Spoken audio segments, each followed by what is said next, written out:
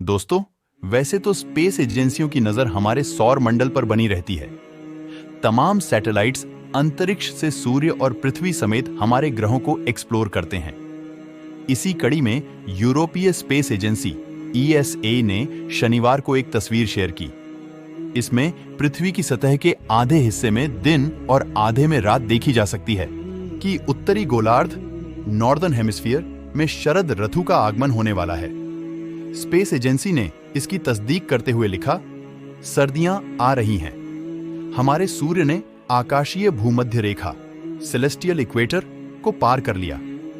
यह दर्शाता है कि उत्तरी गोलार्ध में सर्दियों का आगमन होने जा रहा है। उसमें अफ्रीका, यूरोप और मध्य पूर्व के इलाके को साफ तौर पर देखा जा सकता है। स्पेस एजेंसी के अनुसार उत्तरी गोलार्ध में खगोलीय रूप से शरद ऋतु की शुरुआत हो गई और दक्षिणी गोलार्ध में वसंत स्प्रिंग की शुरुआत हुई है। रिपोर्ट कहती है कि सूर्य अब पृथ्वी के दक्षिणी गोलार्ध की तरफ सीधी रोशनी के साथ शिफ्ट हो रहा है। बीते 6 महीने हमारे ग्रह के उत्तरी हिस्से पर सूर्य की सीधी रोशनी रही थी। रिपोर्ट ये कहती है कि साल के ज्यादातर समय पृथ्वी की धुरी या तो सूर्य की ओर या उससे दूर झुकी रहती है।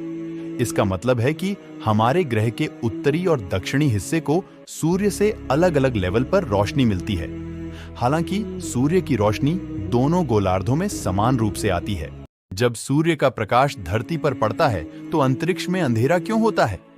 शायद ही आप जानते होंगे। जवाब तो चलिए दोस्तों जान लेते हैं। आखिर राज क्या है? सोशल मीडिया प्लेटफॉर्म कोरा पर कुछ समय पहले किसी ने पूछा, जब सूर्य पृथ्वी पर प्रकाश डालता है तो अंतरिक्ष में अंधेरा क्यों होता है?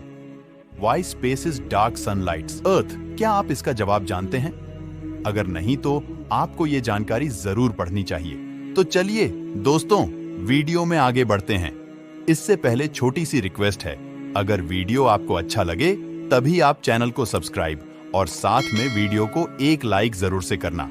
तो चलिए जान लेते हैं। दोस्तों, अंतरिक्ष और उससे जुड़े सिद्धांत इतने जटिल हैं कि आम लोगों की समझ से परे होते हैं। वैज्ञानिक खुद भी स्पेस के बारे में अभी तक कई मामलों में सिर्फ अंदाजे लगाते हैं। उन्हें पूरी तरह हकीकत नहीं पता है। कुछ सवाल ऐसे हैं जो विज्ञान से जुड़े हैं, यानी साइंस के पास ही उनका जवाब है।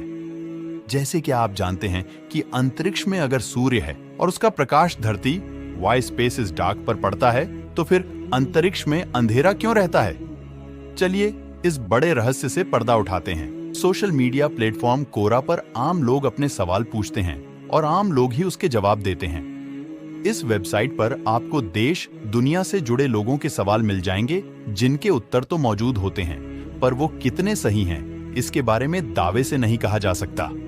कुछ समय पहले किसी ने कोरा पर पूछा, जब सूर्य पृथ्वी पर प्रकाश डालता है तो अंतरिक्ष में अंधेरा क्यों होता है? तो शुभम शर्मा नाम के शख्स ने कहा, कुछ लोग मानते हैं कि हम रोशनी को देख सकते हैं।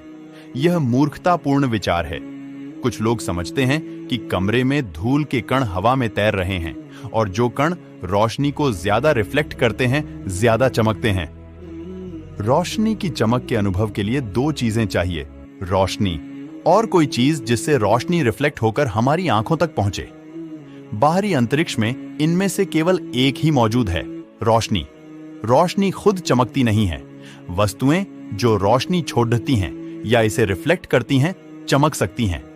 बिना वस्तु के रोशनी काली होती है। बिना रोशनी के वस्तुएं काली होती हैं। मनोज कुमार श्रीवास्तव नाम के एक यूजर ने भी इस पर टिप्पणी की है।